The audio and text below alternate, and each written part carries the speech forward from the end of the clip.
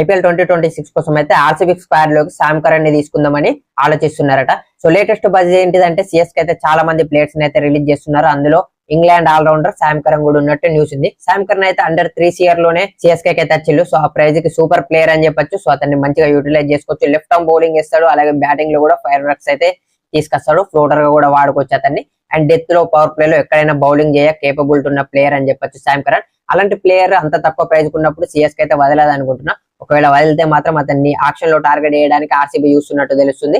Auction లో కాకుండా trade కూడా చేసుకునే ఛాన్స్ అయితే ఉంది. ట్రేడ్ విండో ఎలాగో ఆన్ ఉంది కాబట్టి. సో శామ్ కరణ్ అయితే చాలా బాగా ఫిట్ అవుతాడు అని చెప్పొచ్చు ఆర్సీబీ స్క్వాడ్ లో అయితే. ఎందుకంటే లెఫ్ట్ ఆర్మ్ బౌలింగ్ చేస్తాడు, అలాగే స్వింగ్ కూడా బాగా చేస్తాడు, బ్యాటింగ్ కూడా చేస్తాడు. ఆల్రౌండర్స్ అనేది అయితే చాలా ఇంపార్టెంట్, ఇంపాక్ట్ ప్లేయర్ రూల్ ఉన్నప్పటికీ. సో ఆర్సీబీ అయితే చాలా మంది ఆల్రౌండర్స్ ని పెట్టుకుందామని చూస్తుంది టీమ్ లో.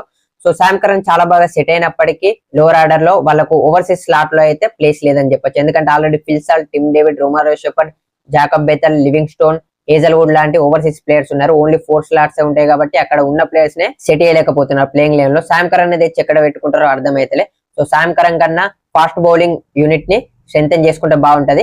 ఆస్ట్రేలియా సిరీస్ లో క్లావెర్ బ్యాట్లెట్ అయితే చాలా బాగా పర్ఫామ్ చేస్తున్నాడు. సో అతన్ని స్క్వాడ్ లోకి తెచ్చుకుంటే హేజల్వుడ్ గానీ ఫాస్ట్ బౌలర్ అయినా అవైలబుల్ లేకుంటే అతన్ని యూజ్ చేసుకునే అవకాశం ఉంటది. ఎలాగో రోమారియో షెపర్డ్ చాలా బాగా పర్ఫామ్ చేస్తున్నాడు కాబట్టి శామ్ కరణ్ అయితే అవసరం లేదనుకుంటున్నా. ఇండియన్ స్పిన్నర్స్ లో గానీ, ఓవర్సీస్ ఫాస్ట్ బౌలర్స్ లో గానీ స్ట్రెంథెన్ చేసుకుంటే బాగుంటది. అలాగే ఇండియన్ టాప్ ఆర్డర్ బ్యాట్స్మెన్ లో కూడా స్ట్రెంథెన్ చేసుకుంటే బాగుంటది.